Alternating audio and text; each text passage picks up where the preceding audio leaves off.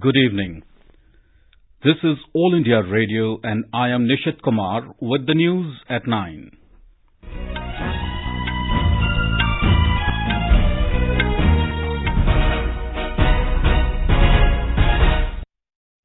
The headlines.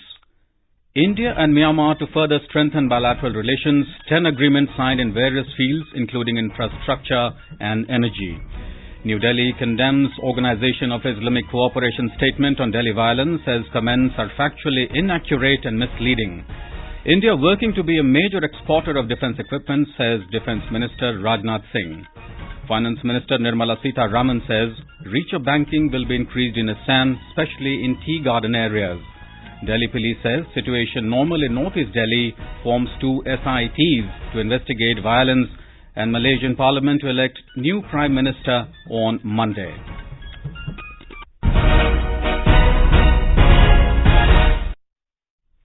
India and Myanmar have agreed to further strengthen the bilateral relations. Both sides today signed 10 agreements in various fields including infrastructure, energy, communication and health. The agreements were exchanged following talks between Prime Minister Narendra Modi and Myanmar President U Win Mint in New Delhi. Both leaders discussed a wide range of bilateral issues. A joint statement released this evening said the visit reinforced the tradition of high-level interactions, symbolizing the strong friendly relations existing between the two neighbors. More from our correspondent. Both sides agreed to cooperate in countering terrorist groups and their actions. Prime Minister Narendra Modi expressed full support for Myanmar's peace process between government, military and ethnic armed groups. Cooperation in defence and security along with matter of enhanced bilateral trade and economic engagements were also discussed. India reiterated its support for peace, stability and development in the Rakhine state. Coordinated bus service between Imphal and Mandalay is expected to begin from April this year. The Indian side reiterated its commitment for construction of the integrated checkpost in Tamu, Myanmar. With Anupam Mishra, Anand Chaturvedi, AIR, New Delhi. Mr. U Win Mint arrived in New Delhi yesterday on a 4-day visit to India. He is accompanied by the First Lady, Daw Cho Cho. Myanmar President was accorded ceremonial reception at the Rashtrapati Bhavan this morning. India today hit out at the Organization of Islamic Cooperation, OIC, for its statement on Delhi violence, saying the comments are factually inaccurate and misleading. External Affairs Ministry spokesman Ravish Kumar urged bodies like the OIC not to make irresponsible statements at this sensitive time. हमने उनका statement लिखा है. जो statement है वो factually inaccurate है, तथ्य पर आधारित नहीं है और मिसलीडिंग भी है और हमें लगता है कि ये उस मामले को पॉलिटिसाइज करने की कोशिश की जा रही है. Briefing media in New Delhi, the spokesman said there is an effort on the ground to restore normalcy and create confidence. The OIC had condemned the violence in Delhi. Mr. Kumar added that Prime Minister Narendra Modi has himself publicly appealed for peace and brotherhood. The spokesman said that it is not the right time to make such comments and they can create more problems. On novel coronavirus situation, Mr. Kumar said it is being monitored at a very high level on a regular basis. He said 195 Indians and 41 foreign nationals from China and Japan were evacuated and brought to India in 2 special flights this morning. Defence Minister Rajnath Singh has said that India will be a major exporter of defence equipment in the days to come. Addressing the HAL employees in Bengaluru today as part of State Festival, he said that defence exports that presently stand at 17,000 crore rupees will be enhanced to 35,000 crore rupees by 2024 through various government interventions. Bharat का defence export बढ़ रहा है. पिछले 2 वर्षों में 17,000 करोड़ रहा है, पर आप लोगों की कैपेसिटी को देखते हुए आगामी वर्षों में इसका लक्ष्य 2024 आते आते 35,000 करोड़ तक पहुंचेगा. इस संबंध में मैं पूरी तरह से कॉन्फिडेंट हूं. Calling HAL as the backbone of aviation sector in India, the minister asked the aeronautical manufacturing company to play a key role to take up Make in India program. BJP today questioned opposition in what it termed as selective silence of Congress and Aam Aadmi Party over the violent clashes in Delhi. Addressing media in New Delhi today, Union Minister Prakash Javadekar said that rather than consolidated efforts towards peace, both Congress and the Aam Aadmi Party are trying to politicize the violence. The minister questioned the silence of both the parties over the issue of death of police personnel and attack on police and media persons. He criticized Delhi Chief Minister Arvind Kejriwal over identification of victims in the clash by religion. Prime Minister Narendra Modi will lay the foundation stone for the Bundelkhand Expressway at Chitrakoot on Saturday. The Uttar Pradesh government is constructing the 216-kilometer long expressway which will pass through the districts of Chitrakoot, Banda, Hamirpur and Jalan Oraya and Etawah. It will link the Bundelkhand area to the national capital Delhi through Agra-Lucknow Expressway and Yamuna Expressway as well as play a vital role in the development of Bundelkhand region.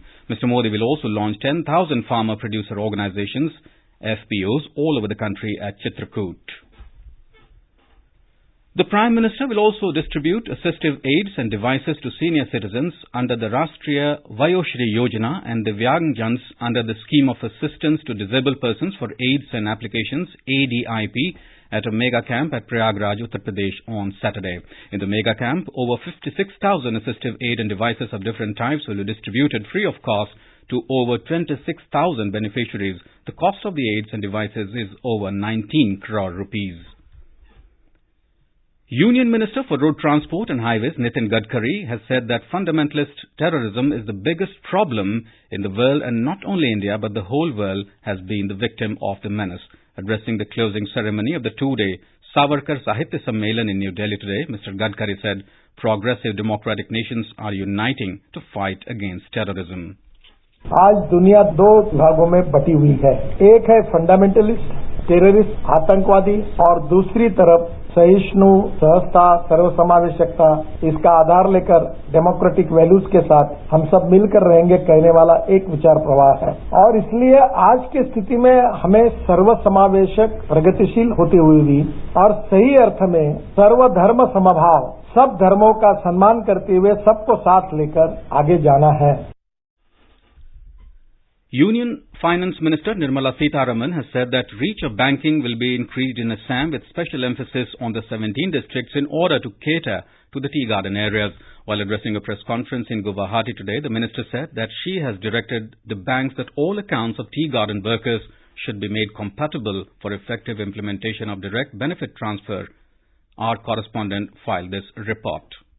Subsequent to the Union Budget 2021 presented in the Parliament, the Union Minister of Finance, Nirmala Sitharaman, has been on an outreach to various major cities where she has been interacting with the stakeholders and representatives from trade and industry. The Finance Minister said that far-flung areas in Northeast will be given greater access to credit with adequate number of ATMs and branches. Earlier today, Nirmala Sitharaman, along with Assam Finance Minister Himanta Biswa Sharma, also visited the 3-day Financial Inclusion Outreach Program in Guwahati.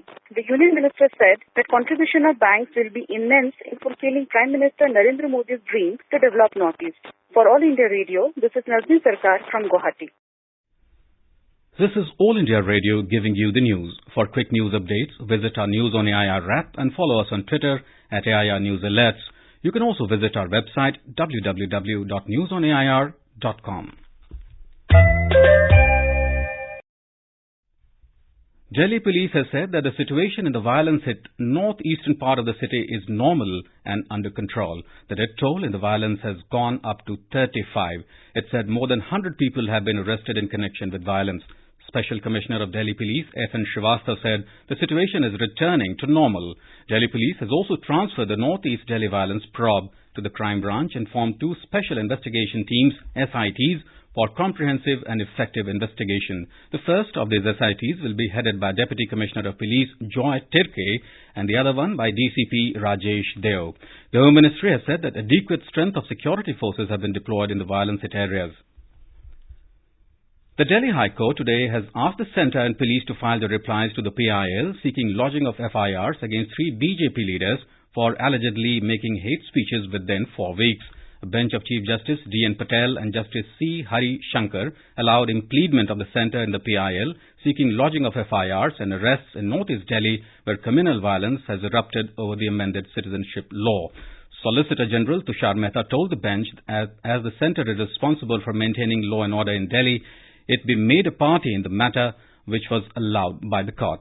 He informed the bench that 48 FIRs have been lodged in relation to the violence and said there be no judicial intervention till normalcy is restored in the national capital. The Central Board of Secondary Education (CBSE) has postponed Class 10th and Class 12th exams scheduled for tomorrow and also on Saturday in the violence hit northeast Delhi. In a statement, CBSE said examinations in the remaining parts of the national capital will be conducted as per the schedule. The CBSE said the next date of exam for the affected students will be notified soon. The CBSE said all exams in all the centres in the national capital will be held as per the schedule from 2nd March onwards. And now moving on to our special series of Ek Bharat, Shresth Bharat.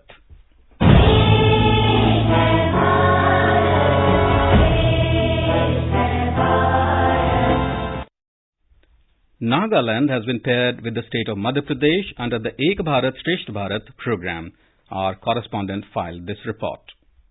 Under the Ek Bharat Shresth Bharat program, a team of youths from Nagaland is currently participating in the cultural exchange program with Madhya Pradesh at Imphal. District Youth Coordinator, Nehru Yuva Kendra Sangathan, Nagaland, John Makabo, said, Nehru Yuva Kendra Sangathan Nagaland joined the nationwide campaign for Ek Bharat, Shresth Bharat, where it aims to bring India together through culture. Under the program, several activities are also scheduled to take place from next month, organized by the Nehru Yuva Kendra Sangathan, Nagaland. Around 250 students from 13 states of the country will participate in this program from 10 to 14th March at Indira Gandhi Stadium, Kohima. Besides, a 5-day program will also begin from 13 to 17 of March. Asanyo AIR News, Kohima.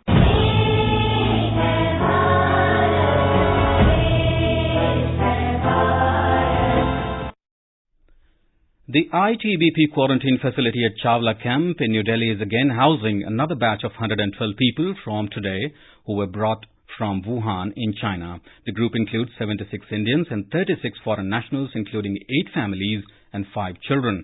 The group of foreign nationals includes 23 from Bangladesh, 6 from China, 2 each from Myanmar and Maldives, and 1 each from Madagascar, South Africa, and the United States. In another display of India's capability to ensure the safety of its nationals, a special Air India flight today brought back 119 Indian nationals comprising 113 crew members and 6 passengers who were on board the novel coronavirus-hit Diamond Princess cruise ship docked off at Yokohama in Japan. In Malaysia, interim leader Mahathir Mohamad said that the lower house of the parliament will pick a new prime minister on ensuing Monday. This decision comes after the King Sultan Abdullah failed to establish who has majority support following the collapse of the ruling coalition. Mr. Mahathir had met the king earlier today. He said the monarch couldn't find a candidate with a clear majority to lead the nation after consulting all the 222 lawmakers.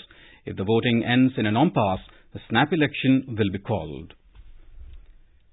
India handed over the 5th tranche of humanitarian assistance consisting of sewing machines, office tents, rescue kits, etc. for the displaced persons from Rakhine province of Myanmar to Bangladesh today.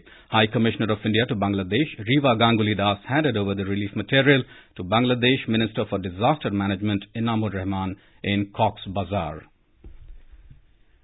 In the ongoing Khelo India University Games in Odisha, Savitribai Phule Pune University was on the top place in the medal tally by claiming 3 more gold medals in the weightlifting and wrestling today. The Pune University has 13 gold medals to surge ahead.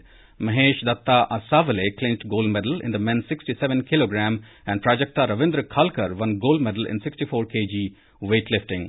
Sanjeet of Dr. B.R. Ambedkar University Agra won silver, while Aftab Alam of Jamia Millia Islamia Delhi won a bronze medal in the men's 70 kg freestyle wrestling. Likewise, Krishan of Chaudhry Ranbir Singh University Haryana won silver, while Gurmanwar Singh Shera of Sant Baba Bhag Singh University Punjab won a bronze medal in the men's 92 kg freestyle wrestling. And now, before we end the bulletin, the headlines once again.